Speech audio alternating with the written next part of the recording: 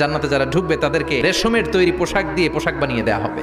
সবুজ মিহি সিল্কের রেশমি কাপড় দিয়ে ড্রেস আপ করা হবে, যেটার মধ্যে স্বর্ণ দিয়ে এমব্রয়ডারি করা ডিজাইন থাকবে। জান্নাতে নারীদের জন্য গহনার কোনো অভাব নাই। জান্নাতের ভেতরে বিশাল এক শপিং মল থাকবে। প্রতি শুক্রবারে সামনে পেছনে সব জায়গা থেকে ভন করে মৌমাছির মতো জান্নাতীরা ওই শপিং মলে শপিং করতে আসবে।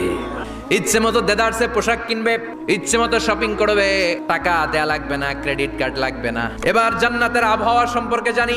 প্রচন্ড রোদ হবে না, বৃষ্টি হবে না, তুফান হবে।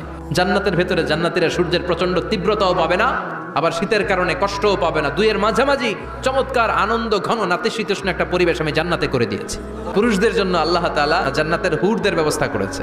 সুন্দরী, রূপবতী, সুভাষিনী, অশুভম বর্ষা, দেখলে পাগল পাড়া হয়ে যাবে জান্নাতীরা। জান্নাতীদের কোনো দাড়ি গজাবে না। সব জান্নাতি লোকদের বয়স হবে 33 আর লম্বায় হবেন আপনারা 60 হাত লম্বা।